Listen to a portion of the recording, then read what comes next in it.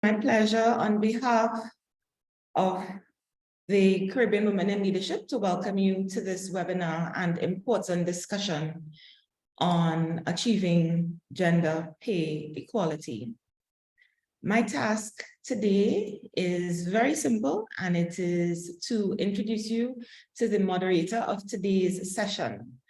Candice Gonzalez is the Gender Champion and Research Assistant for the Statistics and Social Development Unit for the United Nations Economic Commission for Latin America and the Caribbean. With over 10 years of experience in policy research in the Caribbean, her main areas of work have been in the areas of gender, population affairs, the Sustainable Development Goals, and the 2030 Agenda. ECLAC, where Candice is based, is one of the 5 regional commissions of the United Nations with its sub-regional office in Port of Spain. In the area of social development, the ECLAC Caribbean office seeks to achieve a better understanding among member states of how to formulate and implement social policies and programs, and how to promote evidence-based policy making and programming within the Caribbean. It is now my pleasure to turn us over to Candice, who will moderate today's session. Hi, good morning, everyone. Are you all hearing me? We are, thank you. Okay, perfect. Thank you, Dallas, and good morning to everyone that is a part of the webinar on achieving gender pay equity by 2030. As mentioned, I am Candice Gonzalez from the United Nations ECLAC, and I will be your moderator for today's session. I think it comes as no surprise that pay inequity is a current reality globally and also here in the Caribbean. According to UN Women in 2016, women only earned 77 cents for every dollar earned by men. An ILO study that was done in the Latin America and the Caribbean region in 2019 showed that for each hour worked, women earned an average of 17% less than men of the same age. Educational level, presence of children in the household, presence of other wage earners in the household, geographic location, and type of work. More recent research published by Statista Research Department in 2021 showed that women earned 82 cents for every dollar earned by men. So while we have seen just a slight decrease in the difference between earnings of women and men across all regions and sectors, the fact remains that women are still less paid than men. Based on its index of 156 countries, the World Economic Forum finds progress on closing gender gap extremely slow. In fact, based on the current trajectory, as of 2021, women are 267.6 years away from gender parity in the economic participation and opportunity, which includes equal pay. Although women have increased their labor and market presence, they are doing so largely in more flexible market segments, such as part-time employment, informality, sporadic employment, for example, only a few months a year, and own account employment. This is especially significant when one recognizes that gender pay gaps are widest in the lowest income brackets in informal employment, where women are also disproportionately affected by non-compliance with minimum wages. The gap is also larger for women who are self-employed. Additionally, many barriers to women's progress in the world of work lie in the unequal gender power relations within households, something that we are all too familiar with in the Caribbean. Women are responsible for 80% of domestic tasks, which limits their effective labor participation. This unequal distribution of unpaid work in and around home is even more true for rural women. Equal pay for men and women has, however, been widely endorsed, having been recognized as one of the key issues in tackling sex discrimination and gender inequality. The application to all workers of the principle of equal remuneration for men and women workers for work of equal value is enshrined in the ILO's Equal Remuneration Convention 1951, a convention which has been ratified by all Caribbean countries. Likewise, the concept of fair wages with equal pay for equal work is stated in Article 7 of the International Covenant on Economic, Social, and Cultural Rights, which is a multilateral treaty that was adopted by the United Nations General Assembly since 1966. SDG 8 on decent work and economic growth has one of its targets, 8.5 by 2030, achieve full and productive employment and decent work for all women and men, including young people and persons with disabilities, and equal pay for work of equal value. Further, SDG 8 and sustainable development as a whole contingent on gender equality, which has a multiplier effect on the accomplishment of all the SDGs, including SDG 8. So this topic is timely and relevant, so much that the UN recently marked International Equal Pay Day, which represents long-standing efforts towards the achievement of equal pay for work and equal pay for value. Now, I would like to introduce the three panelists who will bring with them their unique perspectives and varied experiences on today's topic.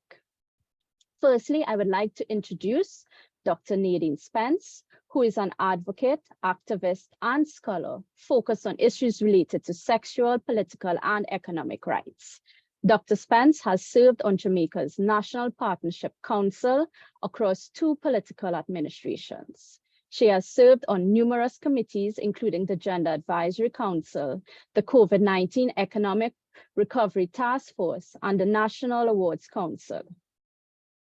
She currently serves as the Crime Monitoring and Recovery Task Force and on a number of parliamentary appointed boards. She's also the executive director of I'm Glad I'm a Girl Foundation, which empowers adolescent girls to take charge of their sexual and reproductive health. Next, I have the pleasure of introducing Ms. Sandra Messiah, who is the Public Services International's representative for the Caribbean, working with PSI's 21 affiliates in 20 countries and territories in the English, French, and Dutch-speaking Caribbean. Sandra is Barbadian by birth, and she started her trade union career when she worked in the public service, first as a shop steward and activist of the National Union of Public Workers, serving as chair of the union's youth league. PSI's work includes critical issues such as climate crisis, promoting public and gender transformative models of care, public financing for development, universal social protection systems, and the future of public services. Lastly, but certainly not least, Dr. Deborah McPhee, who is currently attached to the Institute of Gender and Development Studies out of UWI St. Augustine. She has worked in the area of gender and development for over 20 years now, and she is knowledgeable in utilizing participatory, gender-sensitive quality approaches to data collection as a means of engaging more inclusive approaches to establishing public policy priorities. From 2005 to present, Deborah has worked throughout the English-speaking Caribbean, developing national policies for gender, equity, and equality. Now, I just want to thank you all for making time out of your very hectic schedules to be here today, and we anticipate a very rich and engaging conversation. So let's start the ball rolling. The first session will investigate the underlying causes of gender pay inequity, taking discrimination as a starting point, and discussing how gender discrimination is embedded within the organization of the labor market and the structures of pay and reward. I will invite participants, if you do have any questions or comments, to please post it in the chat feature while we continue our discourse. I will start off with the first question, and any of the panelists, please feel free to start as we get into our discourse. Okay, so my first question will be, why is there a gender gap? What are the roots and drivers of this gap? The floor is open. Okay, I feel pressured, but let's start. I'm trying not to. Okay, I could say if I were to just give an answer on the spot, I'd say I think there's one because of the gender system, because of how patriarchy operates and how the traditional roles assigned to women and men by our gender system have over time been solidified in the way we arrange workspaces. So I think there's a gender pay gap essentially because the gender system values men's labor more than it does women's labor, because traditionally women were assigned to positions that were deemed not as valuable as men, that when women entered the workforce, they were not seen as critical to the survival of productive labor or to the proliferation of productive labor. Essentially, I think that there's a gender pay gap because of the role assigned to men and women, and the one assigned to women is deemed to be less valuable than the one assigned to men. That's my take on it. I mean, I know that others might have other views, and so I think they should share as well. But at the go, that's my initial thought. Good morning. I'm Marita Smith from the Bahamas. And I too want to concur with my sister on her initial comments as it relates to the gender gap. And I think that the fact that the women's work has been undervalued, and now that we've seen the transition that women run most of the households, and that we do need someone who can take care of the household as well as keep the economy going, I think that it has made a difference. And so now I do believe that we now have to advocate for the change, because the women's work is never done, and we do it well, and we work hard.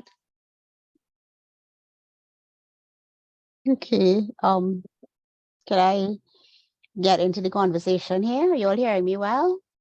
Yes, We we are. are, by all means. Good morning, Madam Chair. Good morning, fellow panelists. Thanks, Sibyl, for being here. For me, I think it's important that we are mindful of what it is. So the gender pay gap really refers to that difference in average earnings. And I think it's really important that we are mindful that it is that average. We also need to be aware of the fact that the gender pay gap tells us a lot about where women are in the economy.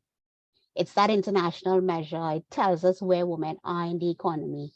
And why it exists. There's so many drivers, but what I find, though, one of them is really for us in the Caribbean. I always tell people, remember, women have always worked in the Caribbean. So for us, the gender pay gap is even more worrying, because women have always worked in the Caribbean. And I think that is an important aspect of who we are within the global economy and the position that we must take on these issues. The gender pay gap is something for us in the Caribbean. That difference in earning is deeply troubling. And I think as Caribbean people, we need to compel our leaders to engage in conversation around that. But one of our major issues right now, as to why it persists, is the fact that for some reason our economic growth systems speak to growth. We don't speak to questions of gender equity or gender equality within that conversation. So I'll pause here. Ms. Messiah, I can hand over the floor to you before I ask. Okay, thank you, Candice. Certainly I agree with everyone who has spoken before, but then I also would like to add the point about what happens in the public sector. Because when we look at how are wages determined, who initially decided that a particular job in the public sector warranted a particular pay level? And we have to look back at those sexist trends that, again, link to the undervaluing of work that's predominantly done by women. that determined that in some cases, and here I'm not only talking about the Caribbean, I'm talking worldwide, where in some cases we saw that women's work was worth either 64% of what a man did, or 50 whatever percent of whatever a man did. And for those of us who are probably old enough to either have heard about it or certainly have researched enough to have read about it, situations where it was determined that the wage that a woman received was really a supplementary wage. It was not seeing her as a person in her own accord. And therefore that wage is a supplement to whatever her partner would have received. So much so that in many cases throughout the Caribbean and worldwide, you found that when a woman got married, she then had to resign from the public service. So I think those are some other indicators of what we're talking about in terms of the patriarchy, the undervaluing of women's work. And sometimes I'm not so sure if undervaluing captures it, because certainly if you talk to a group of men and even women, they say, no, man, we value what y'all do. Yeah, it's valued in the sense that you know that it needs to be done, but you're saying that it only must be done by women. And if we look at the care, the care that we've seen emerge as very important in terms of what happened with COVID, and certainly has been there for a long time, but we've been forced to look at it. The care of people who had to deal with COVID, but in terms of a person's lifetime, from the cradle to the grave, then we start, I think, to be questioning a number of things. So again, we've all highlighted a number of different aspects of why we see this gender pay gap and why it persists, because a lot of those so-called values or sentiments that people have not really changed that much, you know. Yes, there's some enlightened people amongst us, and quite a lot of the work that has been done by feminists has garnered some success, but we still have a long way to go. And we really have to speed up our work on it. Thanks, Candice.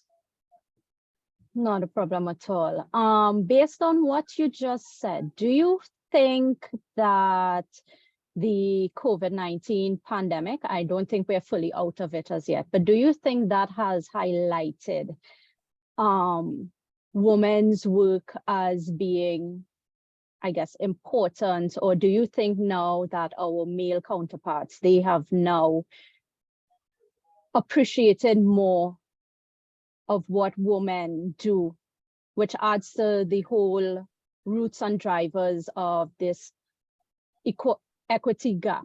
Do you think now it's now being acknowledged in a different light because of COVID-19 and some of the obstacles that we saw initially would, you know, now be worked on? I want to jump in, and that's a rather not quite controversial, but so many different angles to it. I think yes, and let me not only talk about men, because we do have cases where it's also a matter of status in society. But if we talk about men, particularly those with the power, there is, to use the word acknowledgement, yes, there is an acknowledgement. Does it translate into transforming the way in which we behave? No. If that were the case, all the talk about recovery that we're hearing, all the talk about resilience that we're hearing would mean that we would be looking at growing our economies by employing women more in healthcare. Let's talk just about health. Mm-hmm. If we know that we have all of these problems in terms of health, if we think back about why COVID started and the fact that it highlighted the lack of investment in human resources for health, because a machine doesn't take care of you. It's the people who take care of you. But yet we're still seeing that there hasn't been meaningful increases in budgets in terms of employing more workers in care, in health. We still have a situation where a number of those young women who were brought on to do contact tracing are still in precarious work. We're still hearing stories where they haven't been paid. We're still hearing stories that they're temporary.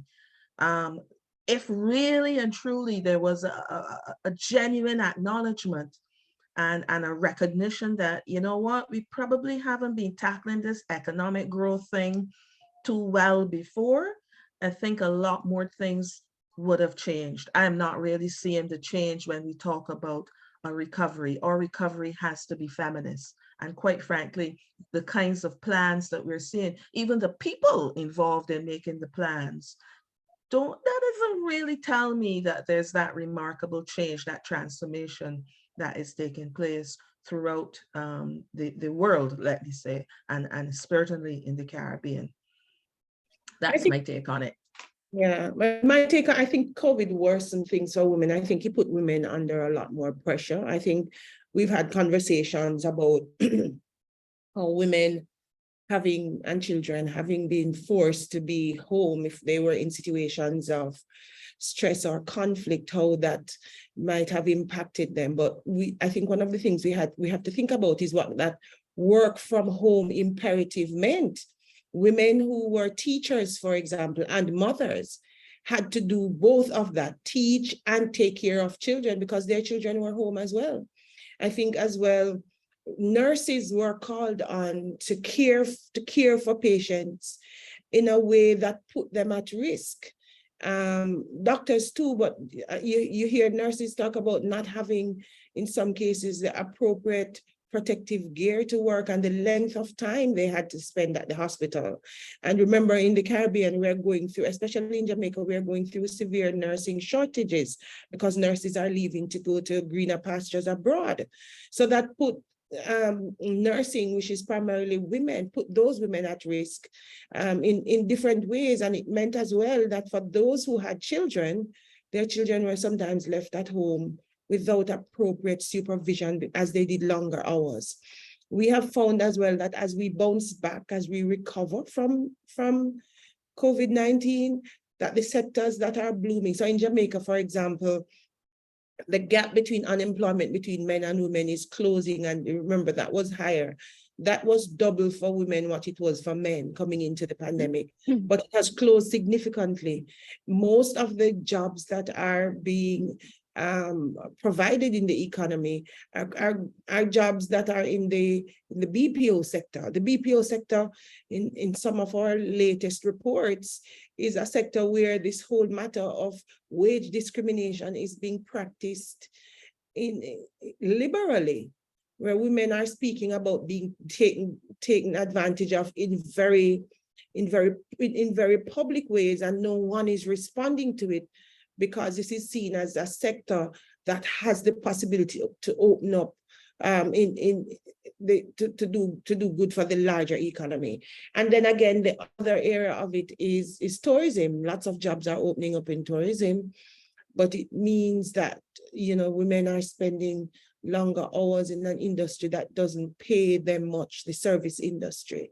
So I think the recovery from COVID and the sectors that are opening up is putting women more at risk and are putting women in more low wage jobs. And we know that it is at the lower end of the spectrum that we see the gender gap at its widest.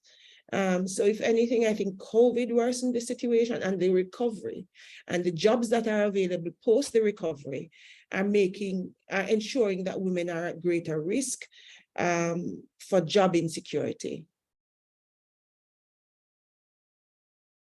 I must agree with Nadine and Sandra on the issue of COVID-19 is something that our conversation so far, I think both regionally and internationally, has been around behaviors, and we haven't really dug down into those structural issues that I hear Sandra and Nadine speaking to.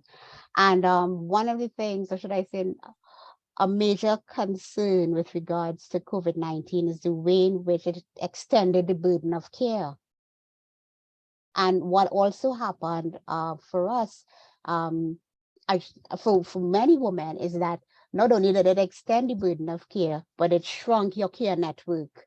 So persons who would have taken their kids to their elderly parents' homes and, very simple options in terms of how do I manage a day, those options literally shrunk before our eyes.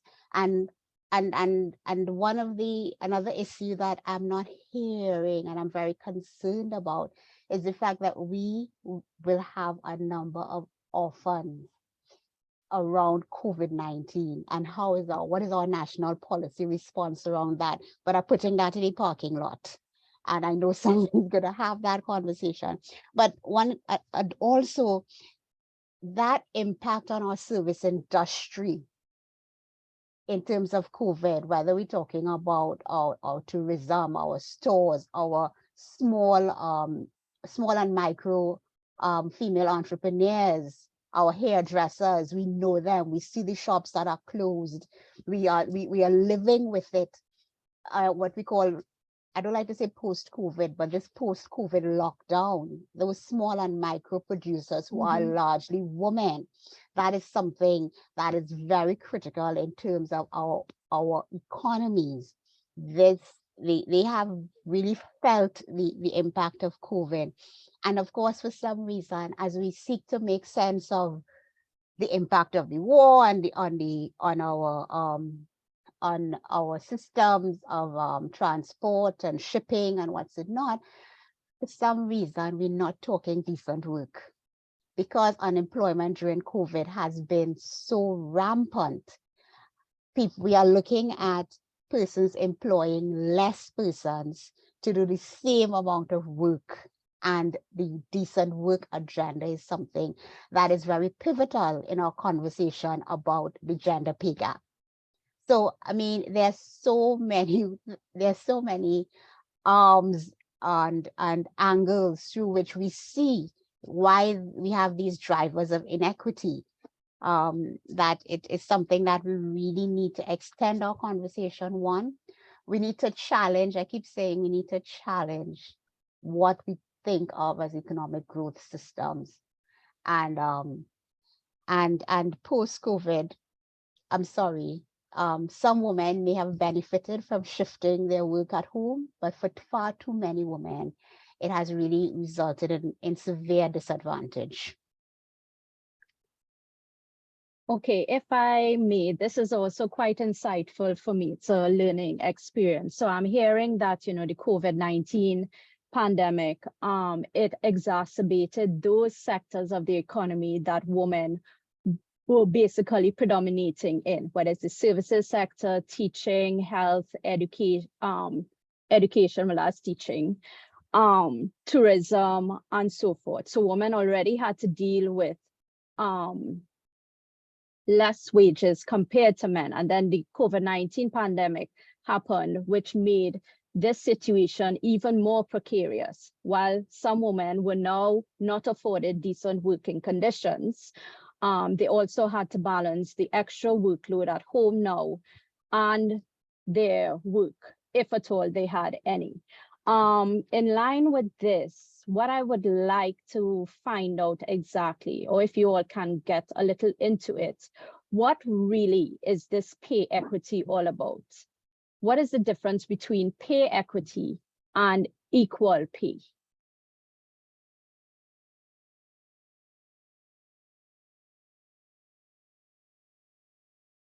I see a lot of Okay. smiles. Sandra, you want to go? Yes, I'm going to that's jump okay. in here. Okay, I'll talk. Great. So when we talk about pay equity, and Candace, in your introductory comments, you made reference to the term through the ILO Convention 100. And note that this is something from in the 1950s. 50s, yeah. So pay equity is really talking about equal pay for work of equal value. Whereas when we talk about equal pay for equal work, we're talking about situations where men and women do the same work. Okay, so if one of the leading cases with pay equity was looking at comparing the work done by librarians in public service in New Zealand, in Australia, in New South Wales, in Australia. And this started like in the mid to late 90s. And certainly started developing more in early 2000s, 2002, and so on. And what it did was it looked at the work of librarians compared to geologists, both working in the public sector, but actually looking at situations of comparing apples to oranges. And it can be done because you look at factors such as the vitamin content and so on, if you had to look at apples and oranges. So in the case of pay equity, you actually start looking at what are these concepts of skills, responsibilities, your conditions, your working conditions, those factors that you're taking away the gender aspect. You're looking at objectively these factors done by workers who are, it's a job that's predominantly done by women and a job that's predominantly done by men. And you're looking at what happens here, how is the pay determined? And that is where we're talking about equal pay for work of equal value. So the key difference is that you're looking at the value of different jobs in the case of pay equity. And it is in those people in those jobs done traditionally by women who can complain that their work is undervalued. Let me quickly put in that this isn't only affecting women in terms of when you talk about pay equity, because as you know, there are jobs which are traditionally and predominantly done by women, but there's still men in those jobs. So pay equity actually can not only benefit women in traditional jobs, but it can also benefit men in jobs that have been traditionally done by women. And those are the two main differences when we're talking about pay equity and equal pay. And I can point to some references in the chat and through Cyril to provide some more background for people who need to delve into it some more. Thank you for that, Sandra. Dr. Spence, you're on mute. Yeah, I was going to say that's such an important distinction for us to make, you know. And as you were speaking, Sandra, I was thinking about, because Jamaica is currently going through a process of restructuring of the public service and restructuring as it relates to pay. As you spoke just now, I was thinking that there wasn't that gender component in terms of looking at equity in that process. And as you described that, I was thinking how much more that would have changed the pay structures and changed the way women engage the public service, even though for the most part we talk about the wage gap being closed in the public sector. That's one of the things that we hear all the time when we talk to the Caribbean, that the wage gap is closed in the public sector. There's no real wage disparity, but there is a way, there's a reality that we have to contend with, that, you know, one of the things we keep hearing is that the teaching profession, for example, has been feminized as if it caught a cold and has the flu. Too many women are in it and it's problematic. Teaching has COVID, nursing too, and social work, yeah? Because men are not attracted to those professions because they are low pay. But we talk about those things as if they are fixed, as if we can't do something about them. How about if we pull up the salaries we pay to teachers and nurses so that we attract more men, since men go for jobs of higher value in terms of pay, and at the same time we deal with the issue of poverty among women in the public service, and women not being able to take care of their children, especially where women are relying on their own income around those professions. We have a huge problem of women being able to take care of their families if they're in single income households. So just hearing that a while ago made me think of that process and how we never engage a gender lens in that. Exactly. And because we never engage a gender lens, it won't do much to change the unequal pay structures in some of the professions compared to others. Yeah. And I think that's something, and it's interesting, you know, because I know everybody knows, I don't know where else in the Caribbean, but Jamaica has had equal pay legislation since 1975. But that has not translated in a plan of action that says, these are the things that we then address. This legislation implies that government must turn its attention to sorting out these things, whether in the private or the public service. It's just there. It just says we have equal pay legislation with nothing behind it, you know? So I think as women, activists, feminists, women who think through these things, these are some of the issues we're going to have to start putting on the agenda front and center. Because to be honest, when this process was being engaged, I never really engaged it beyond, I wonder how that is going to change my take home. Exactly. You know, I never put on my gender lens either. Exactly. But Nadine, I need to put a plug in for my colleagues at the Institute for Gender over on Mona campus. It's not too late. I assure you, It is isn't. not too It isn't. late that this gender analysis could happen and should happen. It is at all not too late. And I really think, though, as you all have taken this conversation into the realm of the fact that giving men and women in the same profession the same pay will not eliminate the gender pay gap. Exactly. We have to have a broader conversation about the gender valuing of these jobs and the ways in which people come to value, and the ways the cultural or cultural understandings of where men sit or cluster in the labor market. Not only where, you know, but how. They position themselves in the labor market, or our position in the labor market, or where and how women cluster in the labor market. So when I listen to you, I'm hearing about that need for that broader cultural conversation around the norms, how gender is constructed in our minds. And not only that, you know, the very practical ways in which, I'm sure if you have a conversation with some of the persons who engaged in the review of the public service positions, they'll say we were neutral. You know, they'll have these conversations about the neutrality of the engagement. But ultimately, what we're really seeing is that when it comes to policy, there's nothing like being gender neutral. Exactly. 10 to 1, it's going to come down at a disadvantage to the person who is less obvious, less visible in the system. And many times that when we're talking about work, labor market, we're talking about the less likely to be visible. We're talking about those women.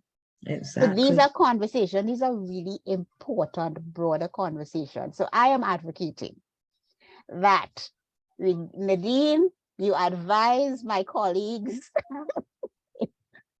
on Mona campus that we need them, because I know for sure, what I know for sure is regionally, we have the wherewithal to impact this process. But I do think it's really critical. It makes a lovely case study though for teaching the ways in which gender neutrality does not exist in the policy space. It does not exist. Yeah, I'm pausing. I want to refer to Nadine's comments on the compensation study. PSI has 2 affiliates in Jamaica. And when I first heard about the compensation study, I said, so what's the job evaluation tool that's being used? Is it gender neutral? Does it take gender into account? Who has designed it? What's the role of the trade union movement in the study? And these were questions that our affiliates knew very well to answer. Its challenges, from my understanding, is that the trade union movement was not fully engaged in the process. And I'm talking about the wide movement. I'm not only talking about public services unions. And therefore, I think that this brings us to one of our demands. And I hope that you join with us in this demand, that we have to ensure that when we're talking about eliminating gender wage gaps and so on, that we don't only talk about doing it in particular workplaces or particular companies, but that we're talking about changing public policy. And the trade union movement through social dialogue already has its foot in the door when it comes to the ability to change public policy for the better, to challenge the status quo. And I'm trying to actually, and I know that the joint trade unions have been having, the Confederation in Jamaica has been having its conversations about how to deal with this compensation study. And over many, many years, we're having the same thing. Deborah, if I may refer to, and Candice, if you give me a little latitude here, because I want to refer to a practical example that we had in the Caribbean working with our affiliates in terms of what they called a job evaluation. And this was one that was done in Trinidad, well, attempted to be done in Trinidad and Tobago with the public service. And the government of Trinidad and Tobago, and I think this was in the somewhere around 2006, something like that. And they'd actually contracted KPMG to design a job evaluation system. And thankfully, the work that we had been doing with one of our affiliates in Trinidad actually hit home, because that affiliate said, you know what? Given what we're doing in Trinidad now in the public service, they thought we need some more expertise on it. And we called on our colleagues or sister affiliates in Canada to assist us. And we looked very carefully at what KPMG was proposing. And to cut a long story short, what emerged was that they were using a system that was designed for people in high positions in companies and wanted to apply it to the public service. We were able to meet with the CPO at the time, and we actually were able to convince the government of Trinidad and Tobago to end that contract with KPMG and to rethink the whole process. I think that the example there shows that things can be done, things can change, you can have influence, but it means that you have to have high quality research. It means that you have to have the examples. It means that you have to have the wherewithal as well to be able to stand up to your convictions and be able, not only through your feet on the ground, but actually pointing to specifics in order to make the changes.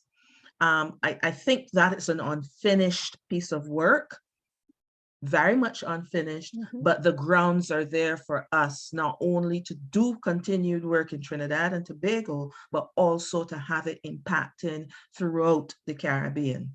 So I'm actually asking that together we start learning about this. We've got lots of contacts, particularly in Canada, also in Australia, New Zealand, where pay equity is very much on the law books. In fact, it's now countrywide in Canada where it's a law for pay equity, where we can make the difference. It's going to be a long conversation, no doubt. It's going to be difficult in some instances, but if we are really serious about making some meaningful changes, and the title of our session talks about by 2030, I think it requires that kind of action, serious action and serious commitment to learn more about, and certainly on the part of the trade union movement, to change the way in which we engage in social dialogue and collective bargaining.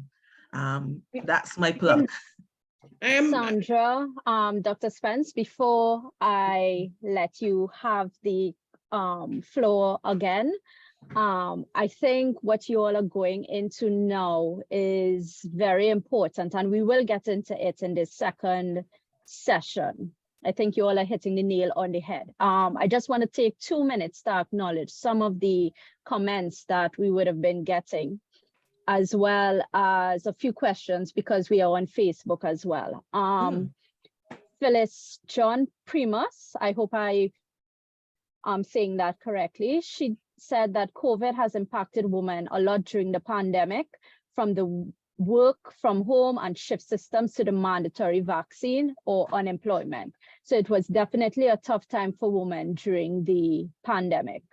We have a couple questions, well, comments from Facebook. We have Cleon Atil.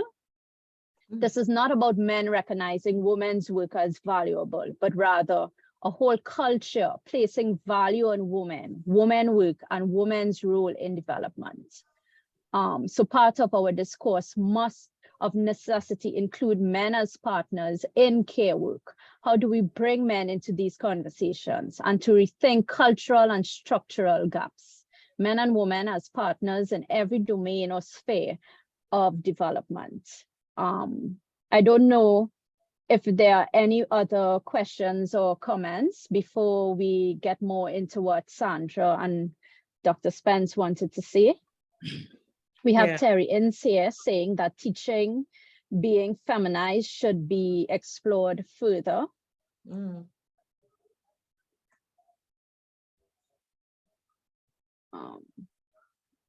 I would give a couple more minutes to see if there are any other comments or questions posed to our panelists.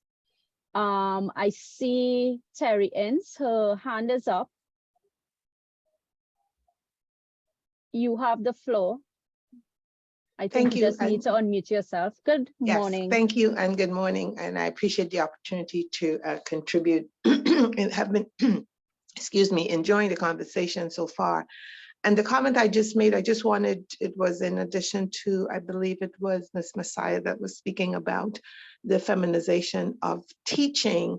And my comment stems from the fact that, from my observation, that may be true when you're talking about teaching at a primary, secondary level, but as you go further into teaching or education, so at the university level, you don't see that as much. You see where men are the professors or and the pay scale is also higher in that capacity. So also to kind of an adjunct to what she said, in terms of the low pay rate of teaching, which is why more women are in that space. It's really at the primary and secondary school level. As you get higher up in the university level and the pay scale increases, you see men's presence there. And not that women aren't there, women are there as well, but you definitely see the presence of men. So I think I would like to hear that explored a little bit further, if you can. Thank you.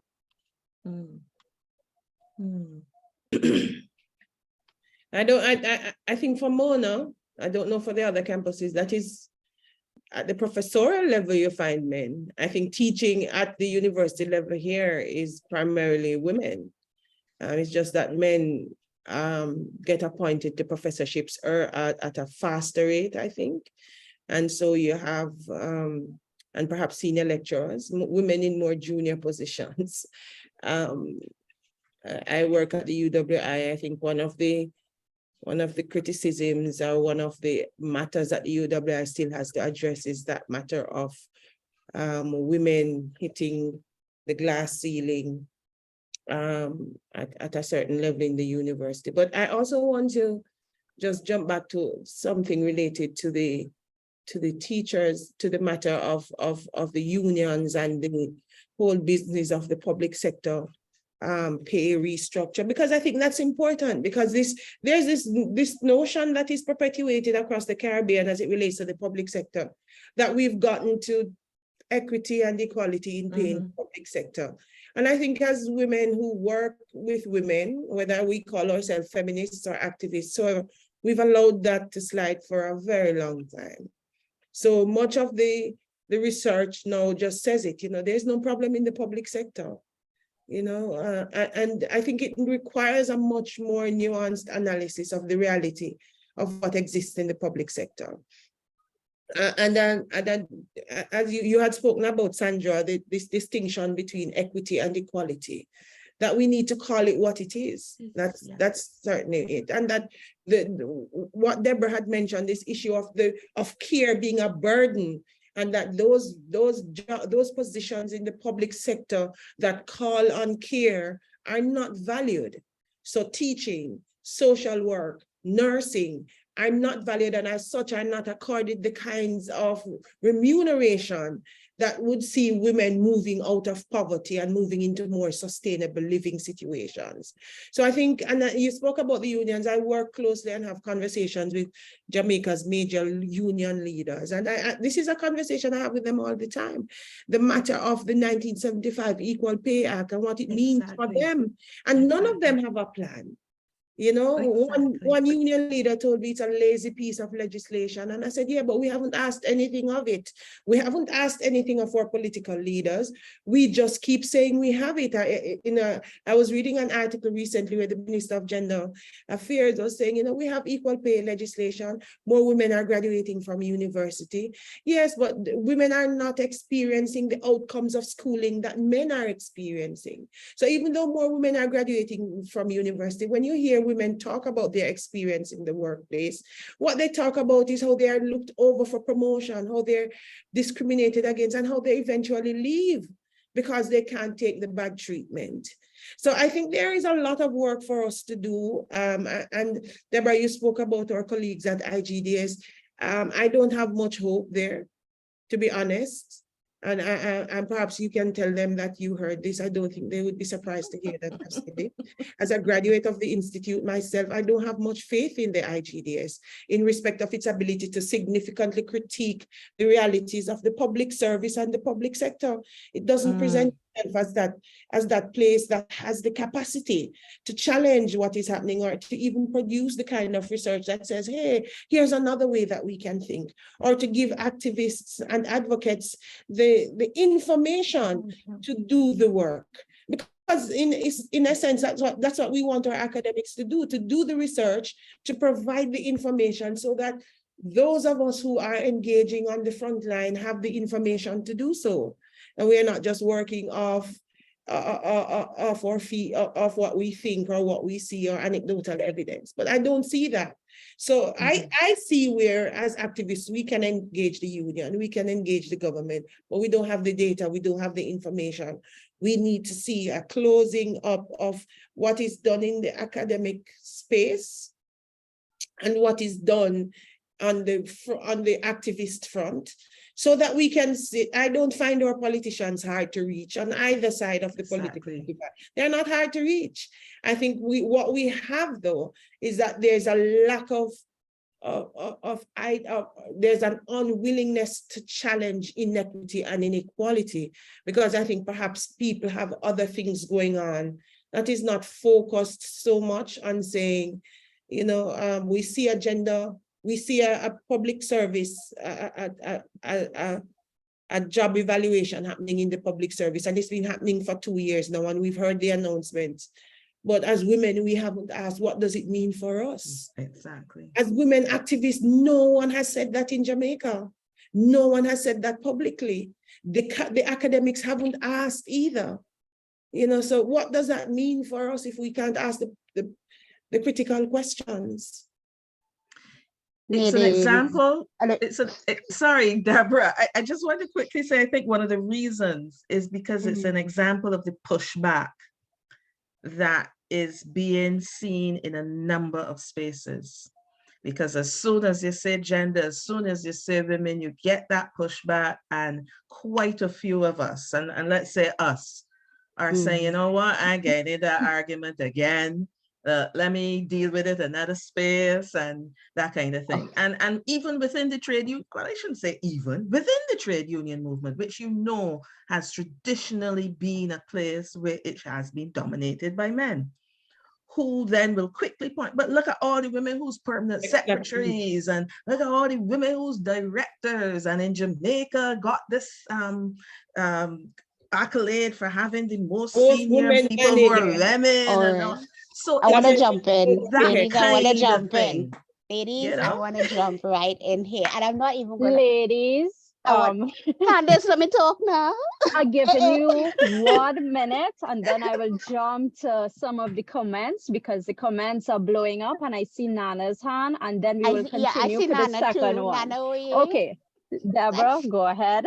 I want to jump in the mix. And then I should, but I wouldn't pick you up on that because I am definitely going to have a conversation with some colleagues and we're going to see what we can do on this survey. Because this survey can't be going on for 2 years. You understand? And no need. But so I'm not going there.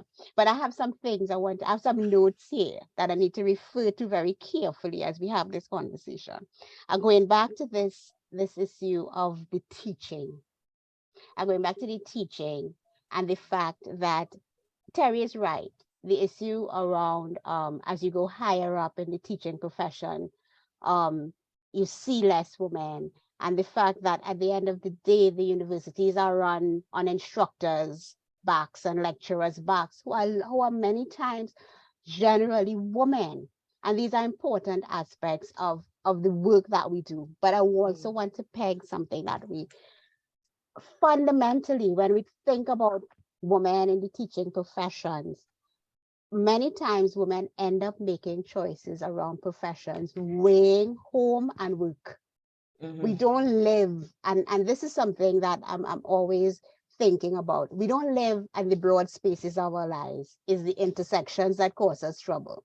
It's when we have to balance the home, we have to balance my work, we have to balance daughtering, we have to balance wifing, we have to balance partnering, we have to balance these things. And we live at the intersections of our lives. And I think that is an important aspect and a challenge for us around public policy. Because many times what we're really contending with the policy questions is, what are the intersections? My intersection is not your intersection. And the various and different invisibilities. So many times we talk about the gender analysis, finding out what the differences between men and women and that conversation, but we're not talking about those invisible populations.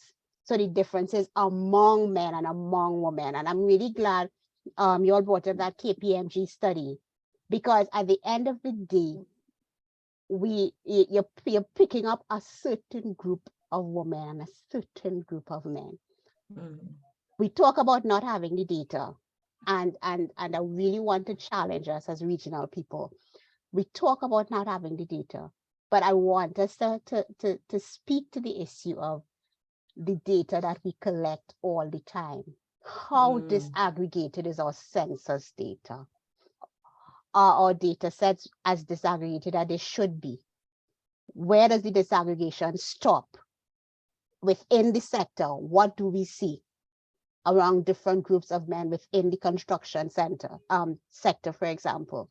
How do I understand the difference between what the contractor earns to what the laborer earns? And these are the conversations around disaggregation and making the invisible visible. So for me, I want to know what the survey of living conditions. I want to know about the household budgetary survey, because listen, for as long as we have that data properly disaggregated, we have an understanding of where men and different groups of men and women sit in our economy. This speaks to these issues of gender pay gaps. When we have that data, because we're picking up those data every 5 years, every 10 years, every whatever. So when we talk about not having the data, I would like to say, my question is, what of the data sets we collect right now? Yeah, what of the work that is currently being done, and to what extent can I really do a gender analysis around it? I'm pausing. Yes, you can. This one to say Nana has to speak. Go ahead. Okay, I would open the floor now to Nana, and then I would read 2 comments, and then I will go to Alexandrina. I will call on you after. Nana, please feel free.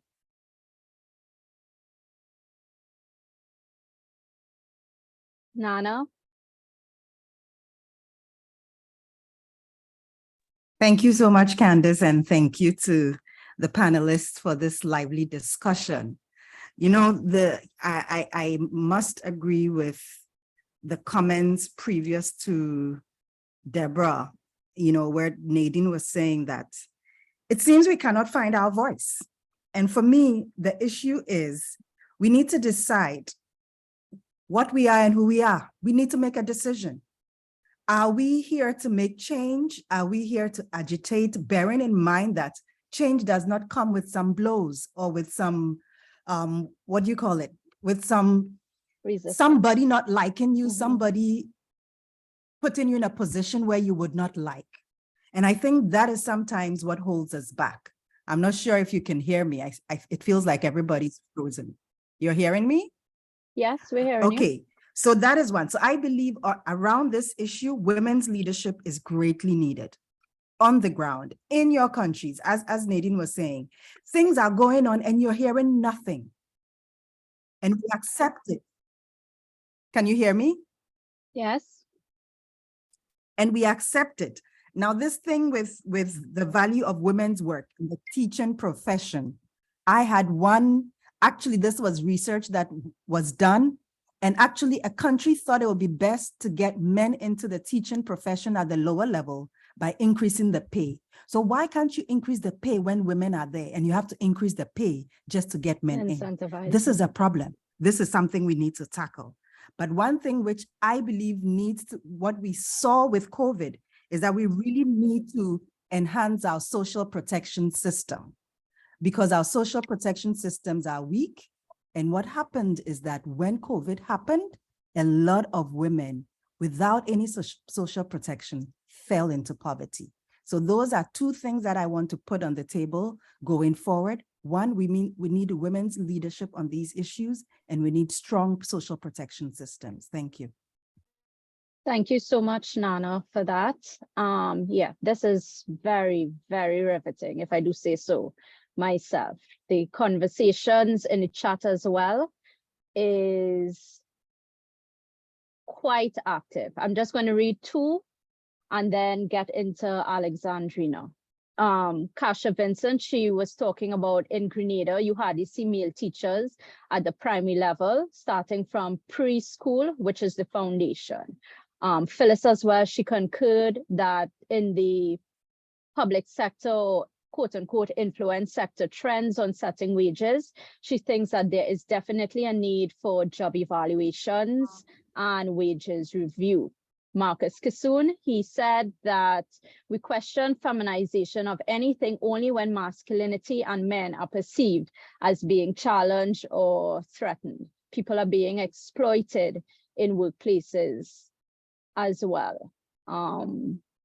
Alexandrina, I will give you the floor and then read 2 or 3 comments, and then we'll continue this conversation into the next segment, because these are things that are coming out for the other segment too. I too want to comment, but I would leave that for after.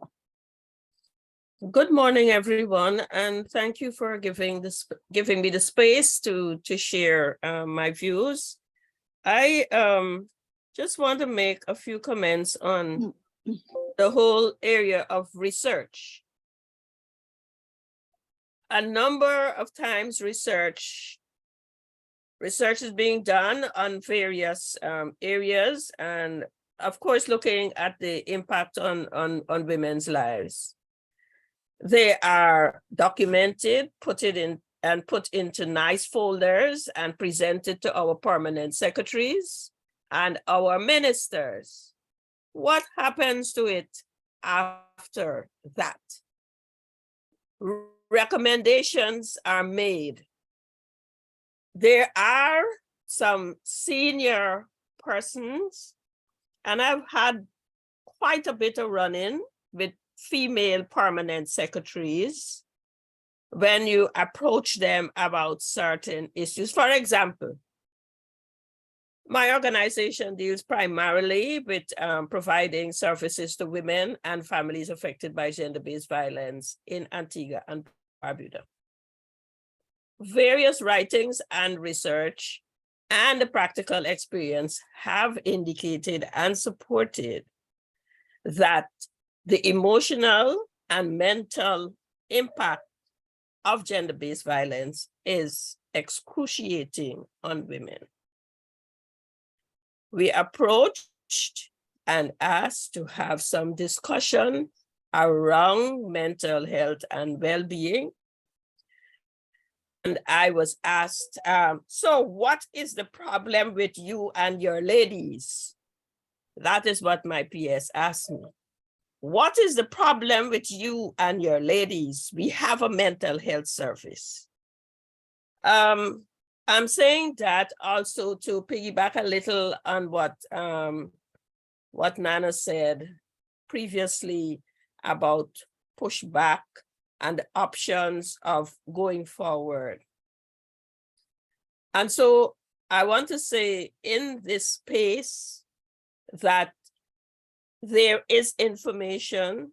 There is information because we write our proposals and we do our work and we send in the recommendations. And the persons that we think or believe would be the ones to push it forward are not necessarily the ones that we can depend on. So as women, and I want to say also that as women leaders, we ought to be very cognizant of the stand that we may take in many cases, because when it is our political party in administration, we tend to become very quiet. And when it is not, we amplify our voices.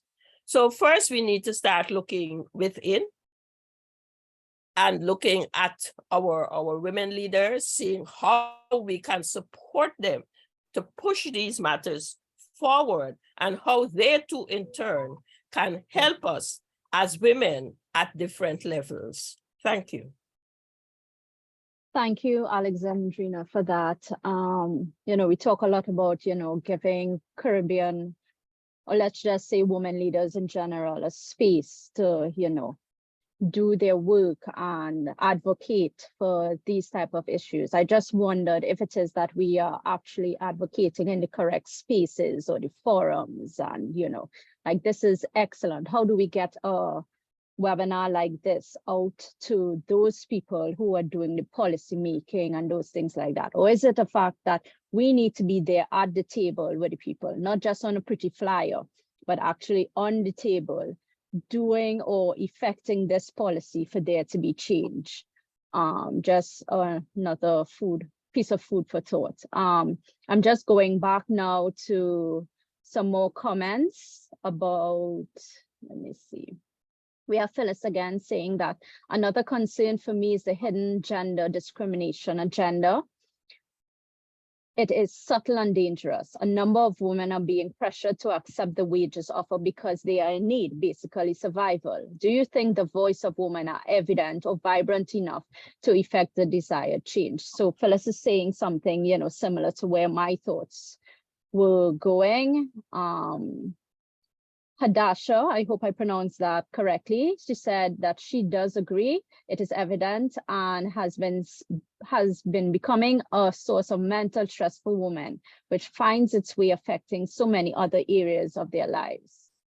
Lizette Martinez, she said, why is it that when women qualify themselves and are qualified to take up the role of management in some institutions, they are not considered because of the stigma of gender equality, whereby men think that women are not capable of running an institution, or worse, to do a man's job. Terrence reiterated that we live in the intersections of our lives. That is a quotable moment that needs to be fully explored. Phyllis again, data collection and so forth. We have one more coming from Facebook, speaks about discussions and analyses must be grounded in an analysis and understanding of patriarchy as the contextual social system, as well as a mindset. This analyze This analysis allows us to appreciate all of the issues we are speaking about today: value of women's work, women in leadership, pay gap, and so on.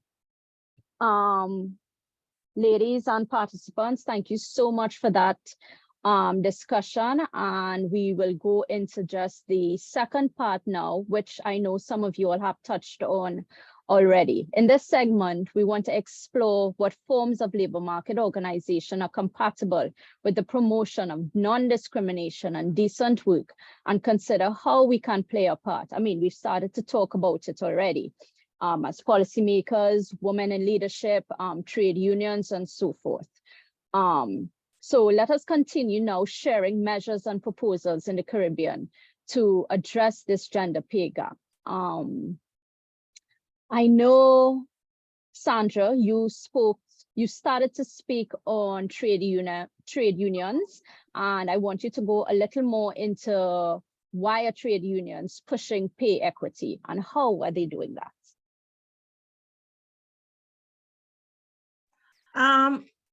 Well, it goes back to our role as a trade union movement. We're there to speak for people, for working people and their families, plain and simple as the basis. But apart from that, I referred some time ago in the early 2000s, where the issue of gender equality became quite prominent in terms of the discussions about the fundamental rights and principles at work, and or understanding our own analysis done not only globally, but and quite a bit was also done in the Caribbean about what has been happening in terms of women's lives and the lives of their families. How have they been progressing? The involvement in things like CEDAW, Convention 100, Convention 111, that talks about eliminating discrimination. And more recently, Conventions 189 and 190 that speak to domestic workers and the elimination of violence and harassment in the world of work. In other words, what we do as trade unions isn't only for those who are in a particular workplace or a particular group, or even only our members. It's also contributing to what we see as creating a world of work, a world generally that people want to live in, are happy to live in, that they can prosper. So in 2004 in particular, the International Labour Conference would have passed a resolution that dealt with issues revolving around dealing with gender equality and the achievement of gender equality. And one of those resolutions spoke to pay equity and the commitment. And this is the thing that I think a lot of us are missing. Governments made a commitment. Whether they ratified the convention or not, to promote pay equity. Conventions 100 and 111 are two of the 10 conventions that form the principles of work. And those principles are principles that, once having been adopted by the International Labour Conference, the governments, the member states are obligated to do what is necessary to achieve the provisions of those conventions. 100, which speaks specifically to equal pay for work of equal value, was on the books, and the majority of countries in the Caribbean have not only been there to adopt the convention, but they've also ratified it. Every 2 or 3 years, they have an obligation through the ministries of labor to report to the ILO on what they've been doing to implement the provisions of the convention. But what we've been seeing is that those reports aren't getting in. And one of the reasons, and this is important, is that there aren't enough people working in the public service who actually have the time or have been assigned the task of providing those reports. So it's this thing that's going around and around and around, we want to be able to use the mechanisms that have been designed, but then the actual conditions aren't there. Secondly, in terms of why we're dealing with it, the SDGs, remember those? 8.5 talks about the achievement of equal pay for work of equal value. So these things aren't just standing alone. They're actually part of all the processes in which we're involved. The UN Commission on the Status of Women also speaks to the empowerment of women in terms of their economic importance, and therefore looking at issues of care, looking at issues of their pay. So these are very topical issues, not only because of COVID, or not only because it's being discussed internationally, but it's a natural progression of the discussions and agreements and commitments that have been made by governments, by member states on the international stage. And as trade unions, our role is to ensure that those commitments that have been made are carried through, and that we are there to see that the implementation is put in place. An implementation that includes and involves collective and collaborative action. If I may refer to one of the more recent speakers about talking about going to people of influence, I think that's one aspect. But I think we also have to talk to those of us who also have our own influence. I mean, each and every one of us in our spheres have influence. We know people in different spheres, and it isn't only a permanent secretary who can make a change. It isn't only a government minister or a member of an opposition that can have some influence. It's our influences are in terms of the kind of allies and alliances that we build. And I think if we're talking about this from a Caribbean perspective, we're all here from different territories, that we also have to approach what we do in terms of creating this transformational change from a Caribbean perspective, and not only think about our individual countries. Don't get me wrong, there are some countries in the Caribbean that we know may have more of an influential way of doing things. But I think if we approach these things from the point of view of a Caribbean, it then has greater impact, because the kind of messaging that we're given, or key messages, are coming from more than one source. So certainly the trade union movement has been involved in this. We are going to continue to be involved in this. And perhaps later in the discussion, I can give you some information about some work that we did, particularly with our unions in Barbados, looking at pay equity and the gender pay gap in the health sector in Barbados, a pilot study that I think is something that, again, together with the work that we did in Trinidad and Tobago, years ago, will help us to move this thing forward. Because of course we have to generate the kind of interest, generate the discussion, and that also influences what people are going to be doing in their own spheres. Hope that covers what you've been trying to determine, Candace. Thank you, Sandra. I don't know if Nadine or Deborah wants to chime in here.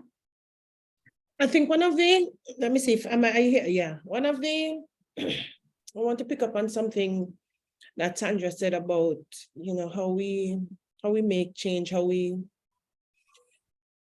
do we get the biggest bang for our buck? How do, one of the things that I've been thinking through is that I don't know if it happened before, but I don't know that this generation of activists, or if we still have those, are aware of how our political system works, how our public system works, and to know where change can take place. Who do we lobby?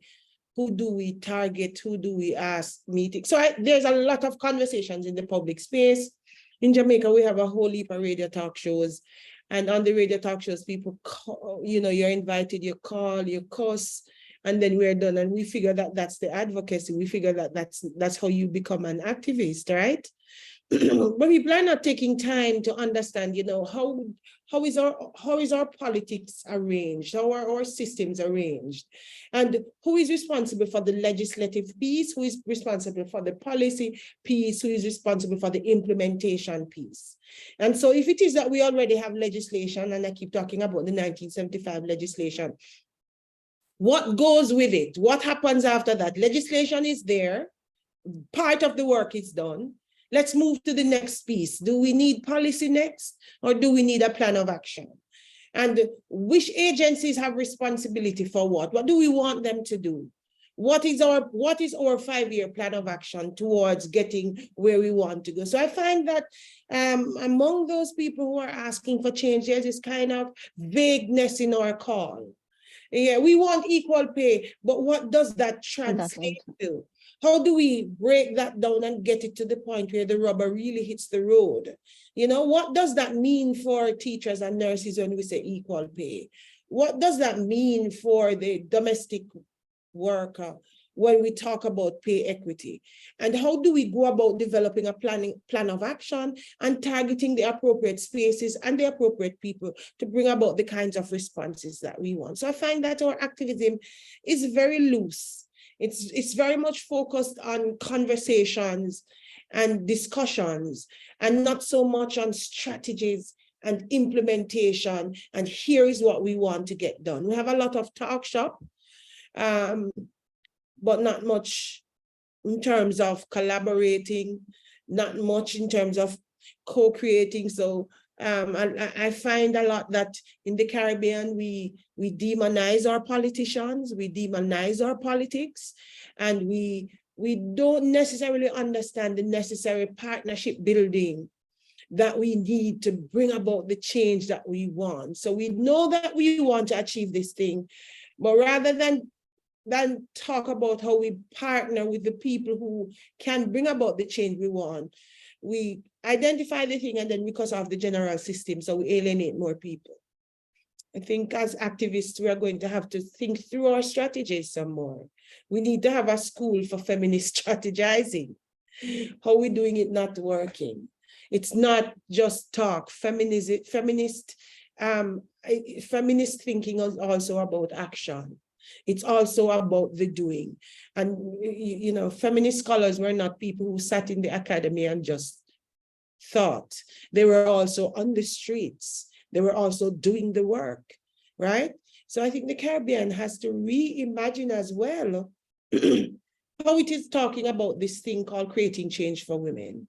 And what I have found is that perhaps women have gotten afraid of the pushback. I know for me, a lot of the times it gets a little bit much, especially when the women themselves go after you, the women who call themselves feminists. It hurts, right? One of the things we don't talk about enough is not just about more money, but it's about the mental and emotional toll it takes on us women, whether we're in the workplace or we're advocating. We, as women, we don't allow for that enough, right? So I think there's a whole lot that we need to talk about in terms of those of us who say we are organizing and who say we are doing the work to bring about change. Because I don't find that I'm not saying we are not doing the work, but we are not doing it in effective ways to bring about the kinds of transformation that we need. We need to sit back and re-strategize, rethink, relearn, repartner, so that we can co-create the kinds of transformational activities that we are imagining. Nadine, Yeah. Nadine, I want to add, I really appreciate what you're saying as I sit here as the outreach officer in the IGDS, an office created for outreach specifically to ensure that the work that we do is not only in the academy. So I had to tell you that one. But what I also wanted to have us to have a conversation around also was the way in which a sexed body, female, does not necessarily mean that somebody is coming in with agenda, right? Agenda for equity, an agenda for equality. So I think we need to be very mindful of the ways in which we forge partnerships. And I'm also going to highlight a very specific thing that the now deceased Hazel Brown did in Trinidad. Hazel understood the need to be where the decisions are taken. And for many years, Hazel would say there are not enough women. There are not enough women who are mindful of issues of gender and gender equity on state boards. And she would literally ask persons to just send your CV after every election. She would just field CVs of women who are involved in civil society, women who are involved in issues around gender and gender equity. She will stack these CVs and ensure that the ministers who are appointing persons to state boards would have these CVs. So what I'm saying is the ways in which we partner could be very specific. Where the decisions are being taken is an important aspect of our conversation here, because we not only want to be outside advocating, but we need the internal activists who are mindful and deliberate in the ways in which we engage with, and realize I'm not only saying sex bodies, the ways in which we engage with issues of gender and gender equality across sectors, because those state boards is everywhere. And so I'm just highlighting, we're talking about what we can do. I think it is very important that we deliberately ascertain where are the hard decisions being taken and where do we leverage voices within that space. I also want to be very mindful of the ways in which that work that Hazel has done has seen so many civil society organizations become part of boards, because they can't, it is now like, who is your civil society partner? And I think it's very important that we advocate within that space. The rights of civil society, whether it's union, whether it's your universities, whether it's your different groups around issues of women, of gender, governments can't sit and talk to themselves. There's a space in that, and we need to be aware of, we talk about what government's committed to, that is a fundamental aspect of the Beijing Platform for Action. The ways in which government, civil society, and other organizations are supposed to partner in the development process. It is fundamental. Beijing is quite, what, 1995? We have built on that since. So, I mean, I think that is something that we need to call on our governments to pay particular attention to.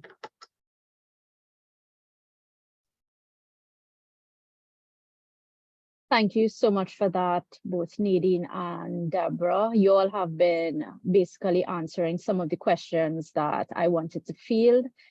We were definitely just talking about some of the steps that would involve in achieving pay equity. We even spoke about some of the actions that Hazel would have done, you know, getting in contact with those new political administrations and ensuring that, you know, civil society always have some type of involvement at these forums. Can I add one of the things that I'd like to say? A couple of years ago in Jamaica, there was what was called the 51% Coalition. One of the work that the 51% Coalition did, or the Women's Resource Outreach Center, was they did training for women on boards and raised the matter of representation on boards. And we had a law, the Public Bodies Management and Accountability Act was passed, I think, last year. And we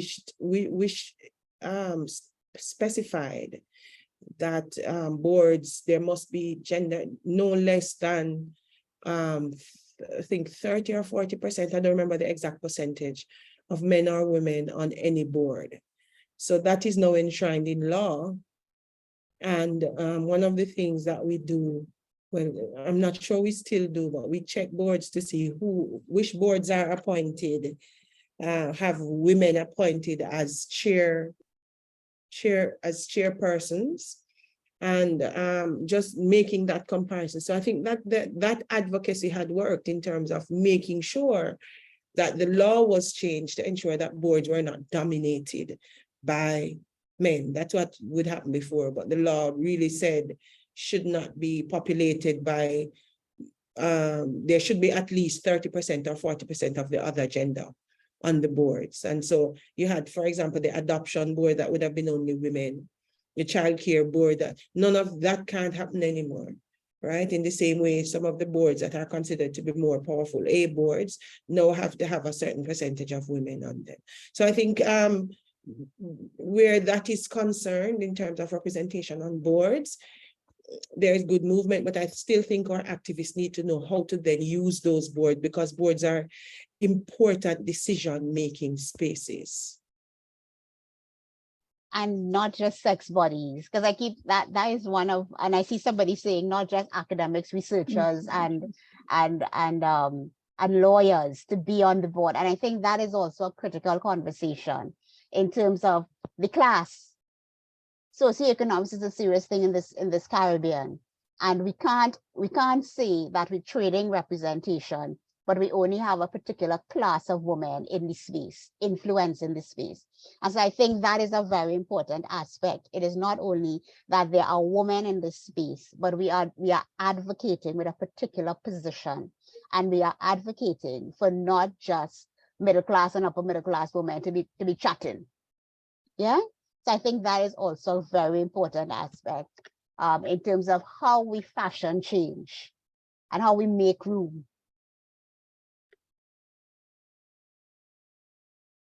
Let me ask, how can public policy and accountability systems at national levels be strengthened to eliminate discrimination against women in the world of work?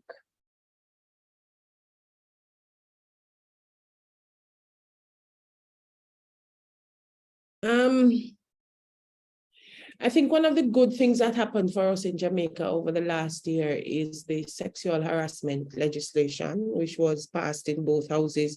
We don't yet have an ascension date from the Governor General, but we know we have sexual harassment legislation. I think there is supposed to be a tribunal that is supposed to be set up. I don't know, I could be wrong. I don't know that I've heard of the tribunal. But one of the things that concerned me about the sexual harassment legislation is that it's gender blind. That's what it says. It says it's not taking into consideration gender. And when I heard that conversation in the public and in Parliament, because I was there at some of the conversations, the debates, and I wondered what that would mean in the future. But for now, we have that, and I must say that I'm grateful for that. I think, though, that there has to be a recognition by in the private and public sector of what discrimination is. So, for example, I'm at the University of the West Indies, and I'm experiencing a particular kind of discrimination that I don't know how to articulate it, but I know that it's discrimination. Mm-hmm. And there are other women who I work with who will say, you know, I don't know how to put a handle on it. I don't know what to call it. I don't know how to describe it such that it makes sense to other people, but I know what I am experiencing and I know it's not right. I don't think we've done enough work to help people to put a name to discrimination. Beyond structural discrimination, you know, you and I started work at the same place, at the same time, we have the same qualification, you are getting this amount of money, you're moving farther up the pay scale than I am at a faster pace, and I don't understand that. We can question that because that looks a particular way on paper. But what if I noticed that all my male colleagues are being, you know, you get promoted at university, for example, for your service on other university committees, right? What if it's me noticing that I'm not serving on any committee, but my male colleagues are on 2 on 3? Where do I articulate that? Who do I talk to? And you will hear, I was reading some articles yesterday about women talking about discrimination in the workplace, about having to train men with bachelor's degrees in HR when they have done the master's degrees in HR and are being told, you know, we are bringing somebody in to fix this and fix that, when they have gone and done the work and qualified themselves and they have the experience, but when they check it out, they're not getting the same pay. What discrimination do we mean? Because the way we conceptualize discrimination and the way women, I think, are experiencing discrimination are two different things. And we have not managed to articulate so that people can then put into action the injustice that they are experiencing, what discrimination is for them. So I have a challenge with it, because if people will say to you, oh, it's nothing, man, you're just imagining it. Nothing is, you know, perhaps it's you. And so we have a situation where there is a lot of emotional abuse that happens in workplaces. There's a lot of women being looked over, being passed over for promotion, but they don't know how to articulate it. They don't know if there's justice for them. So I think one of the things we can perhaps start doing, if it is that we have a space where this conversation can be had, is for us to start finding ways of articulating so that women can say, hey, that is what I experienced. Or we can say to people, articulate it for us, and we can, you know, help you to find a complaint or a redress. But as it is now, I think a lot of what women are experiencing, there is no descriptor for it.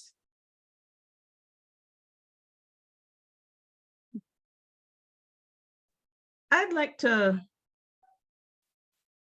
refer to a mechanism that is in place, and it covers both public and private sectors.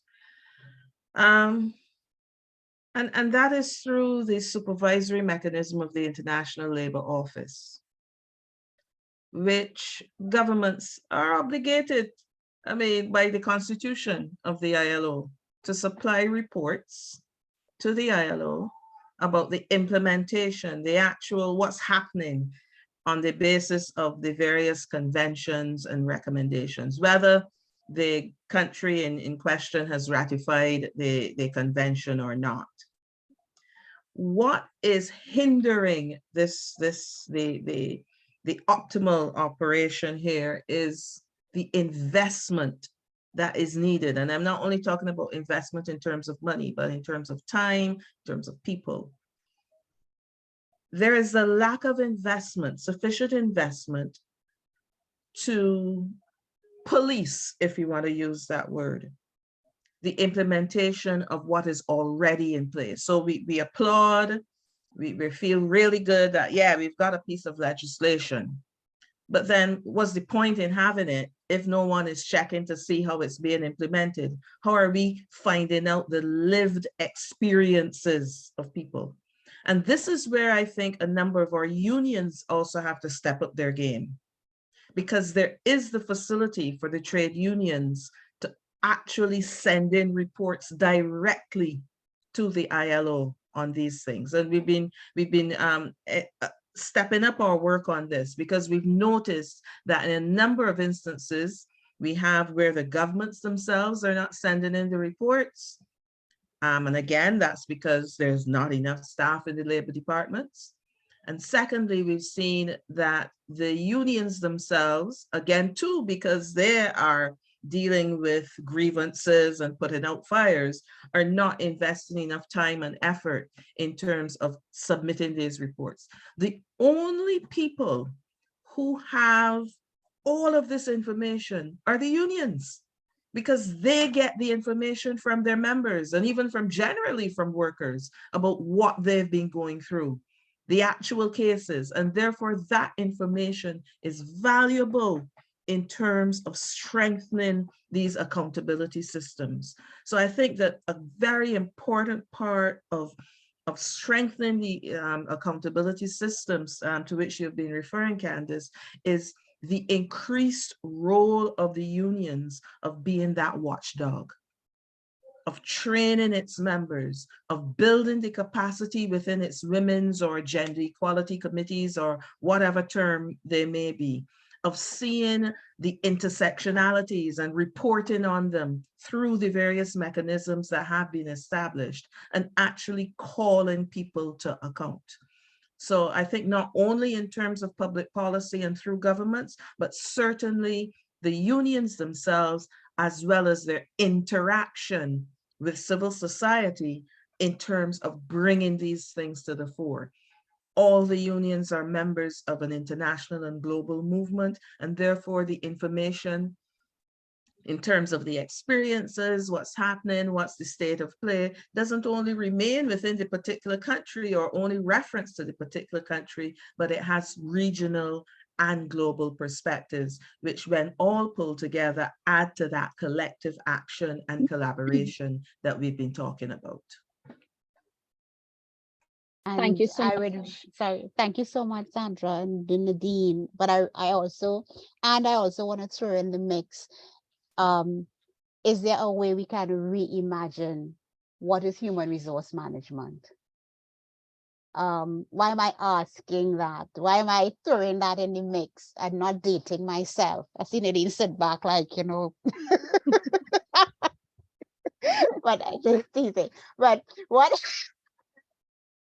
But not to date myself, but I remember when I was very young, we used to have personnel departments, and then somewhere along the line, somebody said human resource management would be the tool to recast and re-envision organizations and blah blah blah blah blah blah blah. And all these years later, many times I sit and wonder within the workspace, what have we done in terms of human resource management, and have we really made that shift? Because if we have, and if we did, I think we would have had a greater appreciation for issues of work-life balance, the ways in which you create spaces for after-school care, the ways in which when my mother is sick, it's not a sick leave I'm taking. I didn't plan for it, so I can't take a casual day, but you're telling me I don't have it. You know, there are a number of issues that are going on in the workplace that influence when I am here and how I get there and what I do when I get there. And for me, one of the things, this is just something I'm thinking about, the ways in which our HR management could be more intersectional and appreciate that people's lives are complex. And there are different ways in which we enable, create access, and seek to make sense of the workplace. And you see that feeds into the ways in which different groups feel comfortable in this space that they are in. But it is something that will require us to sit and do a deeper gender analysis. The ways in which discrimination is felt and experienced. What does gender work out? What are the gender norms for different organizations? How do we have that conversation? And we started it. I mean, I know one of the courses that we offered was gender and HR. It is really about making issues of the workplace. What are points of privilege? What are points of access? Making them real for issues, and what are points of disadvantages? What is it that we are required as managers to understand the way people occupy the workspace? So I'm just putting it out there. I am thinking about the ways in which we can reimagine a more inclusive human resource management experience. I'm pausing. Thank you so much for that, ladies. Before we continue, I just want to acknowledge some of the contributions that we have from our participants. Terry Ince spoke about having to balance research and analysis with meaningful implementation. Advocacy must continue when the partnership occurs. Glenys Ramirez, I believe she would have been, no, this is not to Jamaica, but she was asking about some of the mandates that government should put in place to fight against inequalities against women. So I will put that to the panelists in a few seconds. And I would read from Lizette again, who said, looking at the generation of today, majority of institutions are run by the older heads who won't give the upcoming generation a chance. They won't allow them to voice their opinion or bring out their creativity. They do things in one way without thinking about change, as they're scared of changes. Though opinions are voiced, they are not considered or acknowledged. It is the same thing with gender equality. Women are strong and would stand firm on what they believe, but in majority of the time, they don't have the support needed to shine. I think society in a whole needs to change their view on gender inequality. Lizette also asked, is there anything put in place by the Jamaican government to eliminate gender inequality? I can put those to the panelists. I don't know, Nadine, if you want to respond to course. Lizette. I mean, like the rest of the Caribbean, we have the Maternity Leave Act, we have Equal Pay Act, we have the sexual harassment legislation, we have a gender policy, we have a gender bureau. Yeah, I mean those, but the question I think is not whether or not anything is put in place, is actually looking at whether those things eliminate gender inequality. You know, I think in the 1970s, there was a program of action, perhaps 60s, 70s, that was thought to be necessary at the time to eliminate some of the critical challenges that women were facing at the time, right?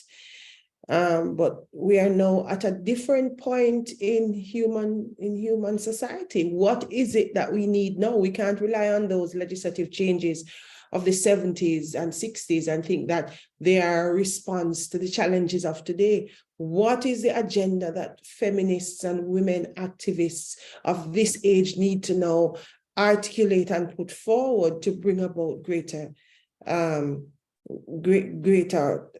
equality? Because it's not, I'm not saying that Jamaica is not a good place to live as a woman. It is. You know, there are some very good there are some realities about being a woman in Jamaica that is a decided advantage. That's not it. The issue that we are discussing relates to a real challenge that women are facing, and that is how to overcome poverty, how to raise your children, how to live in dignity if you're not earning the right amount of money, having gone to school, and regardless of what level of society you're in. Then that's an injustice that we need to address. So it's not that, you know, Jamaica is facing this particular challenge alone. If you look into our society, you might find the very same things. The question is, what are the next things? What are the next items on the agenda for us to tackle? And Jamaica we will have a paternity leave act come January. Paternity leave will be available in the public sector. So we have governments over the time who've been responsive, I find. It's just that we have not articulated our asks in ways that I think governments can respond to. Correct. I have one question here on the Facebook chat. The panelists spoke of how factors associated with women's jobs can be overlooked in job evaluation methods. Can an existing job evaluation method be modified in order to adapt it to pay equity purposes? What kind of additional considerations would have to be made?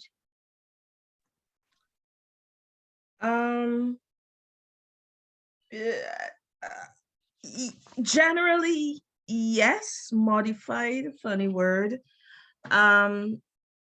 There'll be substantial changes that would need to be made for the tool that is going to be put in place. Again, let me work by way of example.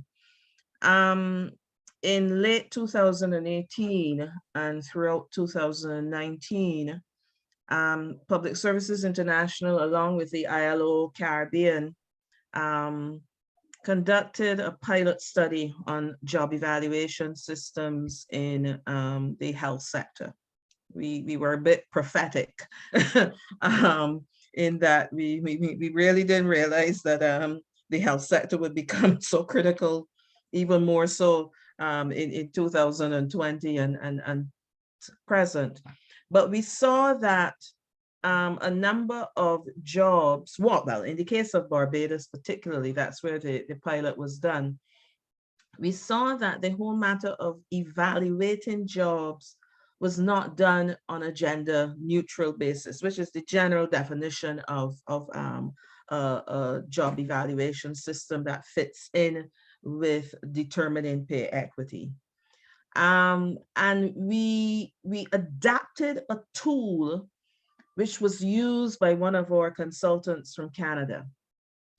But what we found was in adapting that tool for an institution, and the two institutions that we use were our two main hospitals here in Barbados, was that because of the nature of the healthcare system, we actually have to talk about restructuring, doing actually a new job evaluation tool. So there's some aspects, yes, that can be adapted, but really and truly it's an understanding of the system, the institutions that you're working with, of the particular departments or sectors or subsectors that you're working with, which would require really and truly a whole new job evaluation tool from that you can develop, but you can use some examples from partners. And I continue, you'll hear me constantly referring to Canada because that's where a lot of the experience comes from. And certainly the closest in terms of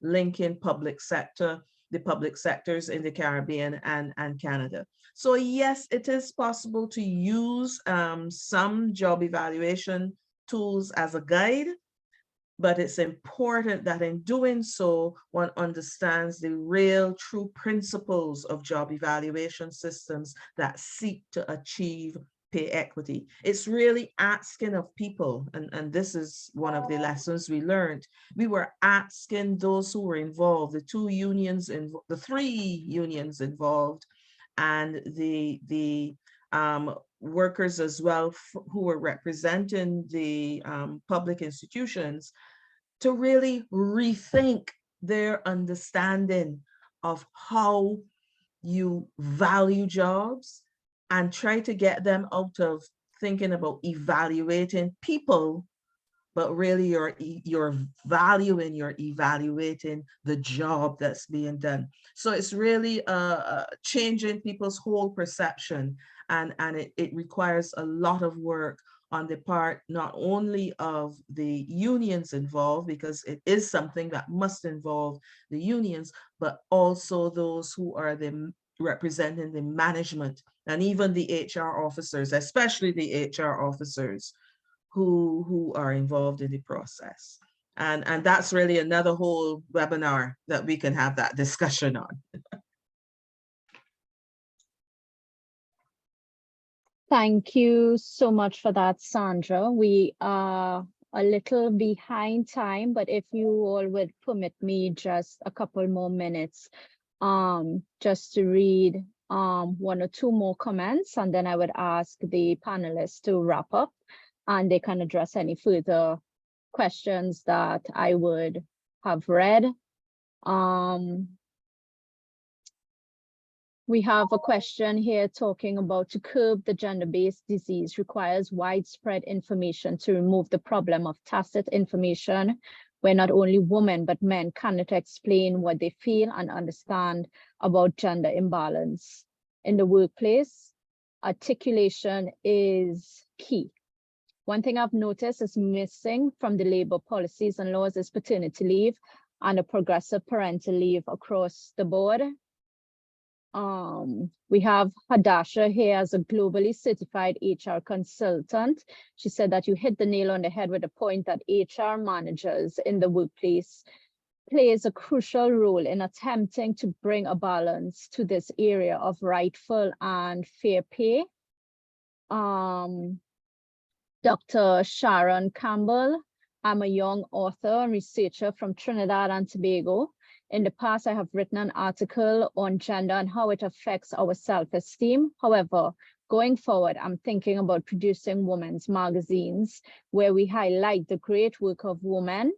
What are your thoughts on how do we see this impacting our lives as women? If I can start with Deborah, for your closing remarks about, I'll give you about a minute. I hope that is enough. And then I will go on to Nadine and then Sandra. Just very quickly, the magazine. I wish you very good luck with it, but I also want you to promise that we like the success stories, quote unquote, and we like particular classes of women in our medias and public spaces. So let's show diversity, embrace diversity as you seek to do this work. Please embrace diversity. With regards to closing comments, I think it's really important, particularly when it comes to us examining the workplace, we embrace where we are now. COVID-19 has impacted employment patterns, our decent work agenda in a real way. At the end of the day, I think it's very important for us to recognize that in this region, systematically, unemployment among women are always higher in our region. So I think it's very important that we recognize that COVID-19 has changed the game in our employment and our decent work agenda. So we are definitely going at this conversation from a completely different space. And I think it's important that we recognize that socioeconomically, particularly women, we're not a homogeneous group. So we really have to commit ourselves to unpacking the diversity of the experiences if we are to make meaningful contributions to the lives of women and our decent work agenda. I think it's really important that we actively seek to question what happened to our decent work. Because I live in a country where I see the unions are not as powerful as they once were. And I think we really need to understand what it is our governments are doing and question what our governments are doing when it comes to the impact of economic policy on union and unionized work and unionized workers. So I'll stop here.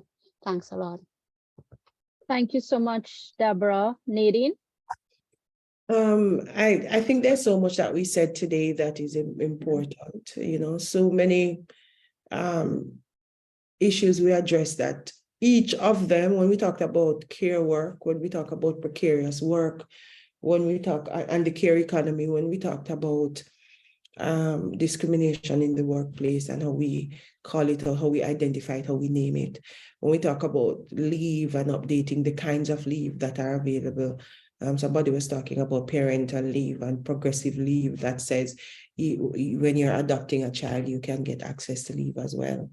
Which, that, as I said before, that's something that's going to be available in Jamaica pretty soon. But one of the things I pointed out that I think as feminists and as activists, as women, researchers, advocates, academics, we have to get back to the drawing board. And we have to develop a whole new agenda for this new age, this new dispensation. Because I don't know if we think we've won the battles. I surely think we've won some, but we have so much more to do. And I think that this issue today is one that we need to build. We need to build support around. We need to shift the ground on. And that's not going to happen if we are in our little spaces doing a little thing. We need a community of women advocating and raising their voice and being unafraid, actually, to challenge power where it is, however we consider it. And so I think there's work for us to do. And I'm looking forward to us really going back out there and doing the analysis and raising hell, we need to. Somebody needs to raise the hell that is going to create the transformation that we need. And I think that if we resort to politeness and if we figure that we can always do it one way, we might find ourselves locked in a corner, not making the kind of impact that we want to. But, you know, I think today was a good day to kind of reflect on what is that work that we need to get up and go do. Yeah.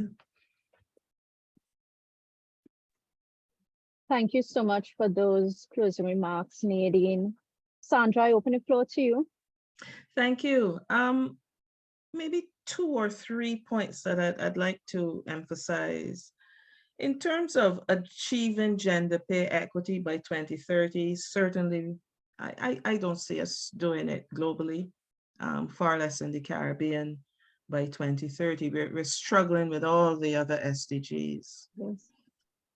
But what I do want to encourage, beg, cajole, is that you see this thing called collective action and collaboration, let's just use those words and terms loosely.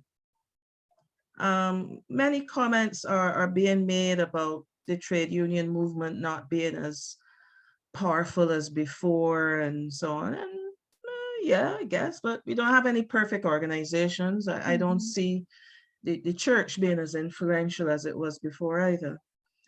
And I think that there are lots of reasons for all those things happening, but it does not serve our purpose, any of our purposes, for those who are doing the research, who have information, not to share it with the trade union movement.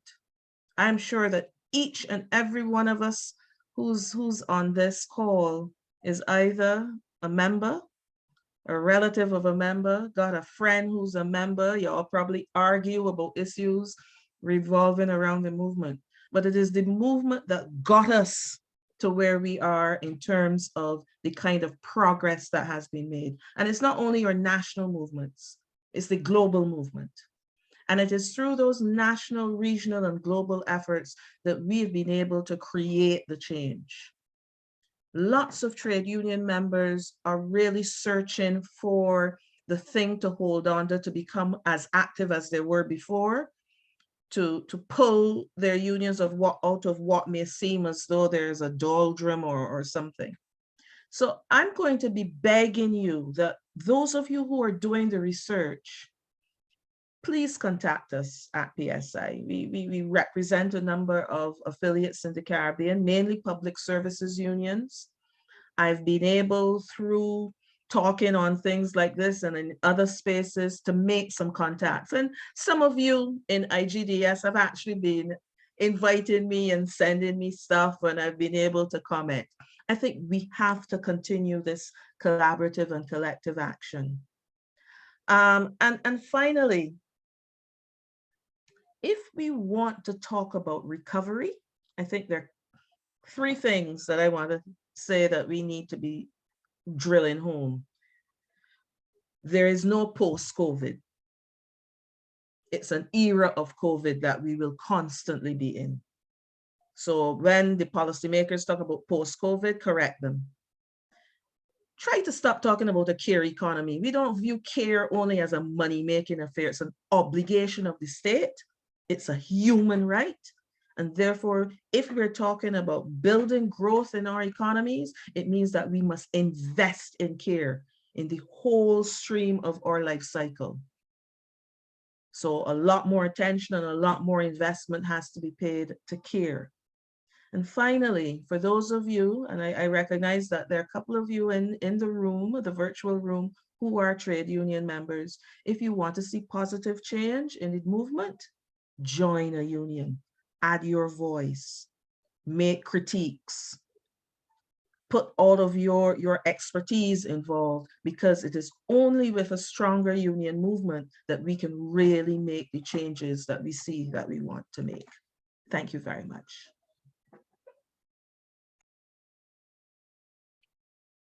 Thank you so much, Sandra, as well as Nadine and Deborah for these comments. Before I hand over to Sewell, I have one more, if you'd permit me, comment in the chat from Marissa Cervantes. Today, we live in an era where information can be accessed by tip of our fingertips.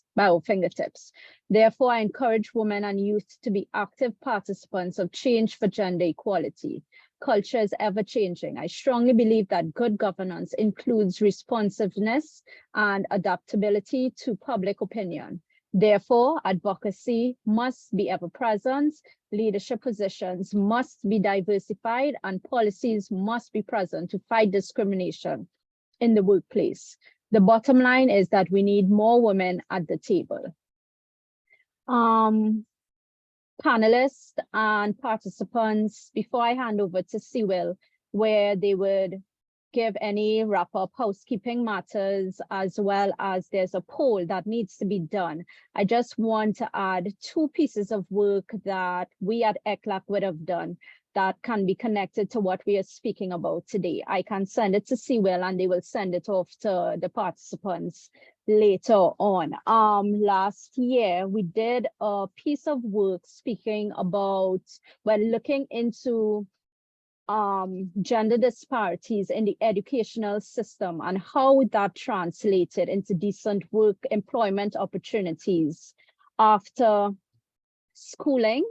The data coming out of that is very interesting, and it also gives some policy recommendations on basically what we are talking about today. How do we work on gender pay equity? And last week we had a meeting. That paper is being finalized, and there's also a meeting report that I will surely send as well, looking at how the COVID-19 pandemic has exacerbated again, the care economy and women's opportunities for decent work, for either regaining employment or their current employment coming out of this COVID, or as we call it now, the new era or COVID era, as Sandra said. It also pushed for data. We've spoken a lot about that, as well as disaggregated data. There's a need in the region, we know, for data, disaggregated, reliable and valid data, as well as the push now for time use surveys, where we can measure this whole care and domestic work that, you know, we don't have any records on file to see how it is, again, that we equitize this decent work and pay for women versus men and those things. Ladies and gentlemen, thank you so much. This, I wish we had a part 2, or if we could have extended it, because this has been very insightful for me personally, and I think for everyone else as well. Thank you for making the time, and I do hope that we see each other in the near future for future collaborations and discourse on this, because it's definitely needed. And I think we have a lot of, I hope I'm not misrepresenting the Jamaicans, when there's a saying, what, we are small but talawa. We are small, but we have so much to give and so much to provide. You have to say little, L-I-K. Little, sorry, yes.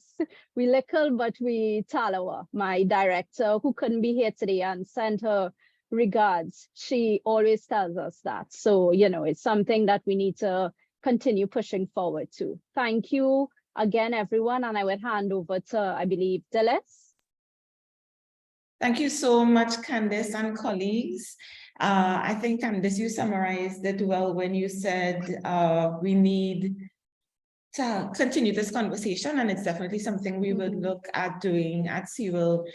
So I want to thank each of you for your time this morning and for your contributions.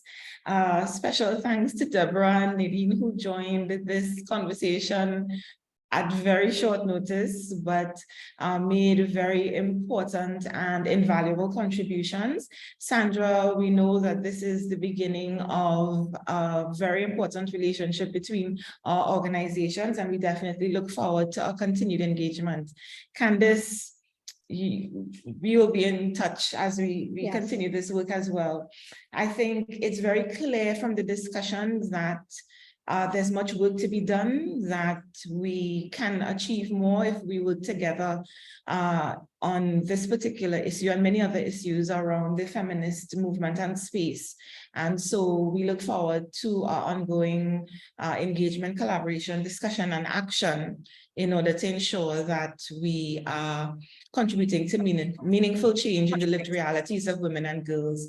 So thanks to all of you, and we will be in touch with you as we disseminate the materials promised by Candice and Sandra, and definitely as we continue to have these conversations at a regional level. So have a good day, everyone, and be safe. And we look forward to hearing from you as we proceed. Stay well. Bye-bye. Bye for now. Thank you, everyone. Bye.